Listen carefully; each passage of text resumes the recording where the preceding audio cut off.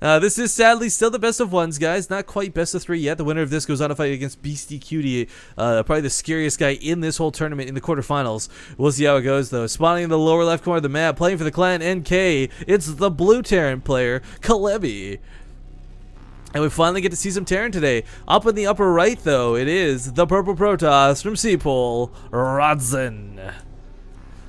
So I know we kind of followed one of the one side of the brackets earlier, and we didn't get to see a lot of other players. But guys, now we're starting to branch out. We're going to get to see some Terran aspects of this, and as we get further in the brackets, and as the best of 3s come down, we're going to get to see some very different dynamic gameplays. TVP is definitely different, to say the least. Terran, you know, if you've been watching the tournament so far today, guys, we've seen a lot of Protoss. I won't go super in depth about this. If you're new to STARBOW, just know that a lot of Protoss mechanics were changed, and this race is still, at the core, very much Protoss, but they removed 2 giant aspects of it. Removed the identity, so to speak, of both warp tech as well as force fields. Now, force fields are just straight up gone. Warp tech is just simply tier 3 and really not worth going. You see a lot of players actually skip it entirely and not even try it.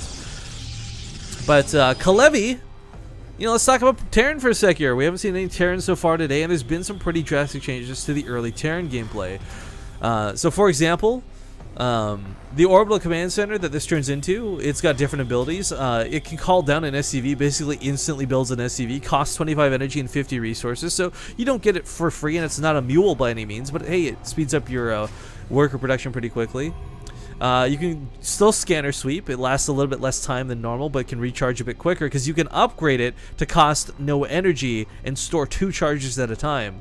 Catering Crystal being researched here for Rodzyn. This course requires gateway tech, and what this does is allow chrono boost as well as kind of a ghetto recall ability on your Nexus. Barracks have a cool dynamic to them, guys. The other thing for the orbital that I really wanted to touch base on before we get too out of it is they've got an overcharge ability, which is kind of like a chrono boost. That's weird to say because it's not a chrono boost. It can't upgrade research, and it doesn't build buildings faster or anything crazy like that. It doesn't make things attack faster, but what it does do is increase the production rate. Now, Kaelvi may have something sneaky in mind here. Leaving the SUV down here, I wouldn't be shocked if we had a starport come down on that half of the map.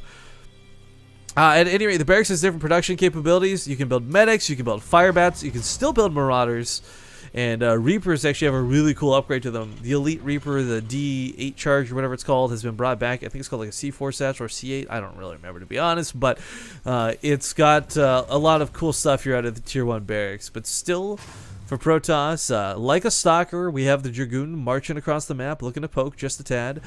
2 Marines on the high ground with a little more behind this should have no problem holding it off, but more than one Dragoon could be a bit problematic. Still waiting to see. I guess no starport coming down. A second factory, in fact, on the way. Vultures have replaced the Hellion. Siege tanks spawn without siege mode. And looks like, yeah, this Marine, as we see, taking pretty much no damage. That's the high ground advantage, guys. If you don't know about this in STARBOW, there's a 50% chance to miss when shooting uphill. What acronym are we using for STARBOW? I think SB works, yeah. Anyways, siege tanks going to be coming out here in a moment's time. These supply depots should not be in any real danger. I like that Kaelvi pulled the reins back because he knows he can't engage with just one or the other, but does in fact need both. There's the overcharge. It looks like he called down supply, but what this does do is increase the production of factories by 50% and increases barracks production by 100%. So siege tank will come out of here immediately and start dealing some damage to these Dragoons.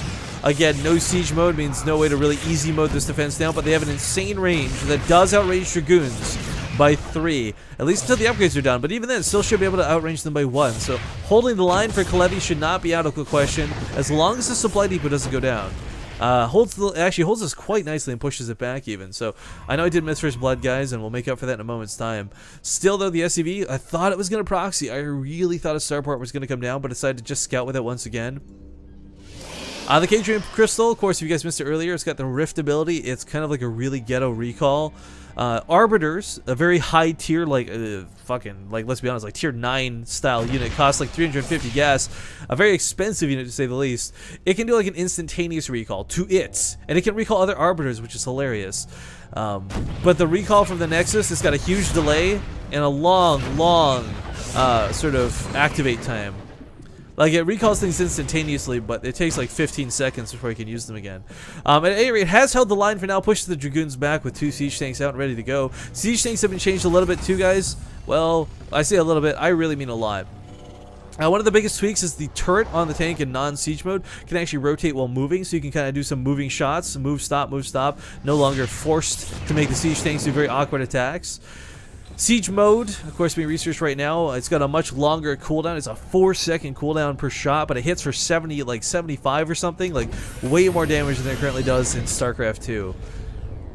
I do like this bold attempt to take the natural base. I kind of wish you would have waited until they had siege tech available, but with 2 siege tanks and a vulture out, Game pause. Should be able to hold this. Vultures, of course, hit pretty hard, but they're kind of very slow attacking, inefficient for DPS. They're meant to be hit and run style units. They can be upgraded with spider mines. There are no more widow mines for Terran players. Spider mines have kind of taken up that role. Not nearly as good as widow mines though, and can be attacked to nullify their damage. But Kaelvi versus Rodzyn resumes here. Got that pause going down. Tank, unfortunately, in the high ground, not involved in this fight. Again, even with siege mode, guys, their attack speed has been reduced, but their damage has been increased to compensate for this. I like the barracks floating right now. This provides that vision. In siege mode, as we see, hits for 70 per shot, but with a massively long-ass cooldown, makes it hard to employ. Goliath's coming out of the factory here, so sticking with more of a mech build, not going bio, is Kaelvi. Meanwhile, for Rodzyn backing him, he's established his natural. He's got the Reaver looking to come out here in a moment's time. Reaver drops, still very effective against all races. And with the plasma charge going to increase the damage Scarabs do, so of course that explosion, that sort of baneling, if you will, that comes out of the Scarab is going to hit that much harder. Dropship is being researched, or sorry, created right now. This is not a medevac, guys. It is in fact just a simple dropship. Where did that scan go down? Okay, he's going to know. He has to know Reavers are coming. And of course, the best way to deal with the Reaver is not through killing the Reaver itself, but the Warp Prism. Vulture harass, though, gonna go across the map. Worth noting, guys, if you don't know, spider mines cannot arm on other vultures. They cannot arm on workers either. So if you drop a bunch of spider mines in your opponent's mineral lines, it's actually not gonna get a lot done. And I think he knew this because he skipped the research for it. Vultures, however, 2 at a time will one-shot workers, so has no problem dishing damage to those. But currently, not a lot of anti-air. In fact, no anti-air. Really needs to get a Viking out if he wants to deal with this effectively. Goliath simply won't cut it. Now, luckily for Kaelvi here, the Scarabs are only going to really be a huge threat to the worker line. It's not going to kill his Goliath. The tanks aren't going to go down very quickly, and Scarabs attack very slow. As we do see here, we do have a bit of an attack going off in the medevac, or sorry, not the medevac, the dropship. That's going to be hard to get out of my vocabulary. Can boost away still. Where's that Scarab, though, coming in towards the main? Ugh, this is going to be painful. There's some turrets down. Kaelvi's going to reduce the area in which this Scarab can get in here. Actually, I really like this a lot, so forced to drop out of this. As we see, the Reaver is so slow, guys. Oh my god. We'll get a couple shots off, but in the end should be dealt with pretty accordingly. Vulture is going to soak that hit like a champ away from the Marine, and the Reaver will slowly but surely go down. Vulture goes down in a blaze of glory like a true hero. And looks like Poison ready to go for more harass. Dragoons are sitting here waiting to intercept, but more Scarabs and more Warp Prisms are going to be invested upon. Spider-Man's coming out are going to be fantastic. Actually, you lay some of these down, and the Scarabs or the Reavers are not going to be able to drop so freely. But trying to draw the attention away from the natural was Kaelvi, so getting in here with that dropship, a cool tactic, but one that did not pay out the way he wanted it to. So going to lose a couple more units. Couple of workers killed so far this game, nothing too insane, but this was a huge investment in Reavers, guys. For those who are really curious about this, by the way, Reavers do hit for, what is that, 100 damage per shot. That's with the upgrade. That's not their base damage. Scarabs are not free, though. They're like interceptors. They cost 15 resources to make. And, of course, once you detonate one, it's gone. So you kind of have to spend a lot into these to make them keep attacking. But the Spider-Mine is going to be fantastic for dealing with these as they continue to push across the map. Spider-Mines take a little bit of time to arm, but hell, the Spider-Mine can soak a Scarab hit if that's where the micro is so inclined to go, and if it doesn't, it might just detonate on the Scarab instead. The double armory is coming up here to go for research, or sorry, upgrades. There's no Thors left in the game, guys. You don't need an armory for a Thor. It's been removed for STARBOW. Some happy, some sad about that. Planetary Fortress is an upgrade still for the command center. But of course, it's now an on-activate ability, not the innate cannon that's always available. I like these. I like these a lot, actually. This will try and deny a building coming down, but it won't kill a worker. In a pretty good spot here is the siege tank. SCVs do detonate though, pretty much immediately. One more blast should be able to take out the Reaver. Just barely can't get it off though, due to that massive cooldown on the tank. Ion thrusters being researched here. Sorry, I was meant to talk about this earlier. It makes the vultures move pretty darn quick. If you think they're fast now, wait until they get their speed bonus. It's like slowlings into speedlings, guys. It's the metabolic boost for vultures. I like the spider mines, this sort of minefield that's being established. One thing these do as well is they do provide vision for Kaelvi. So even if he doesn't get kills with them, the scouting information, it's kind of like having creep tumors available on the map. Zealot down here on the lower rights is just make sure no base was taken. Third base is going to be needed in some due time for our Terran player, but Reaver does get popped thanks to the siege tank positioning. Huge vulture hit squad moving across the map, and you know, vultures are not gonna have a good time. Dealing with zealots and dragoons head on is really not their forte, not unless they can drag them into a bunch of spider mines. Again, vultures, they hit really hard, but they hit really slow. They're hit and run units, guys, and as we can see with the ion thrusters, they are very, very fast. So I'm just gonna take some water 1 sec. At any rate, both players are just kind of making sure no one's taking the corners of the map. A couple of scans going off here for Kaelvi. Just making sure you can scout out what he hasn't seen. Add-on. I guess he's got a pretty good idea what tech could be from the main, but... Spider-Man's Gorse, if you guys didn't know, also only go off on ground units, only not air. Oh, that's gonna splash damage the vultures! That Zealot! Oh my god, that Zealot was so good! But as stated before, guys, you can, of course, target the Spider-Mines down if you're quick enough with it. Still trying to drive some of these up here towards the north. Some great kiting going down, but now stuck in a bit of a choke. Unfortunately, will be kind of the end of this little venture here for the vultures. But vultures are kind of cheap. They're just resources, and for Kaelvi to lose them, not the end of the world. One thing we did see BCQD do that I would love to see implemented in this would be getting some drops off here towards the main with the vultures and start really just getting into that mineral line, constantly being aggressive with them, because these are meant to destroy worker lines. You don't really care about actual engagements or harassment with the vultures, but Spider-Mine's giving somewhat limited in their usage. Lots of them are going to go off. Looks like a couple will detonate, but the problem with this really is you're supposed to draw the army over top of it while there's more units behind it so that nobody's shooting the spider mines.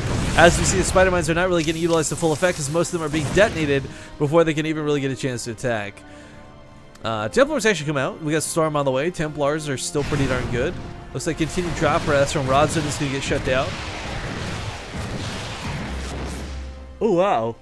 Did not realize they actually buffed storm damage. In StarCraft 2, it only hits for 80, and this, I guess, hits for 112. Hallucinations come out of the Templar because there are no sentries available, and hallucinations can be really effective too. Man, vultures are so quick. But Rodzyn and Kaelvi just kind of tentative on an engagement. Lots of Dragoons, and I gotta be honest, guys, I've cast quite a few games with STARBOW at this point. Nothing to the point where I'm an expert, but this is the first sort of death ball I've ever seen. Double Stargates coming up behind this. Really curious to see what comes out of this. Carriers are actually not too bad when you consider the fact that a player who goes mech has no anti-air. There's gonna be a couple Goliaths. In fact, there's only one Goliath. Oh my god, 1 or 2 air units, guys, could wreck what Kaelvi currently has. Science Vessel on the way. Science Vessels are, of course, equipped with EMP, guys. It's not the Ghosts that have them. Ghosts are still in the game. But EMP is now on the Science Vessel, so still the same effect. Drains energy, drains shields. I really hope a Viking gets made this game, by the way, because if you guys haven't seen, Vikings seriously have, like, the coolest attack animation, in my opinion, especially when you get, like, 12 or 14 of them. Scanning forward to make sure it's going to be a safe engagement. I love this pre-siege coming down here. And, of course, Widow Mines, or not Widow Mines, Spider Mines are going to give vision to the middle of the map if a flank tries to go down. So, forced to come in from one angle only with no Immortals and no Hardened Shield, not something that's currently available in STARBOW. Rodzyn is going to have to just give up his base. There's no way to hold on to this. Looks like Vultures did finally get dropped in the main while this is going on. It's something I want to have happen a little bit of time ago. And I think the Reaver drop was shut down. Siege takes the Vultures are going to engage on top of this army. They don't know what to shoot. Do I shoot the Nexus or do I shoot the army? What are these guys doing? Freaking out. They do take the Nexus down, and looks like this will drive Rodzyn's army back. But oh, the Spider-Mines are going to get armed. Don't kill a lot, but still get some pretty good kills. This Rodzyn was unaware he was walking through a minefield, but loses his third base. The main base has been cleared out 100% entirely, now based on one natural expansion is his economy. But a fleet beacon is on the way, and looks like carriers will come out if afforded the opportunity. Storm does kill the Spider Mines too, really nice here in this instance, but for Rodzyn, not a great scenario to be in. Reavers have 9 range, and siege tanks unfortunately have 12 guys, so you can't even engage into this with Reavers. Not in the situation he's currently in. Oh god! He took siege tanks, he took spider mines! That Zealot was a glutton for punishment. Resources lost, not looking very good right now. This is probably, again, the most passive game of sTARBOW I've ever seen. But I think for Rodzyn right now, he's really overbanking on Dragoons. He's getting upgrades, but you know, there's no real aggression from him. His drops have all been ineffective. He's been Reaver dropping. He's had cool tactics, granted, but not really getting a lot done. Some Dragoons can be dragged into the fire here, forced him back up. But just kind of wait. I really want to see those carriers, guys. Where's that fleet peak? And it did finish up, but he's not investing anything into the air. This is, again, a situation where, you know, this player does not have a lot of anti-air available to him. Rodzyn, wow, takes a huge hit with these vultures. With that nice scarab attack, but unfortunately we'll lose them here without getting too much done. Ooh, Zealots being dropped top of the tanks, like this move. Of course, Zealots do a lot of damage, and the friendly fire is a hell of a thing to deal with. Siege tank does get blown up and takes him out for a couple Zealots. Vulture's back in the main once again, though. Still problematic for Rodzyn. Can't be a lot of fun to dance with.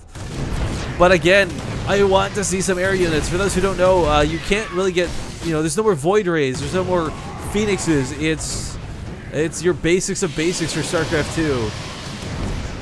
Except, I guess, with the addition of the Sentinel.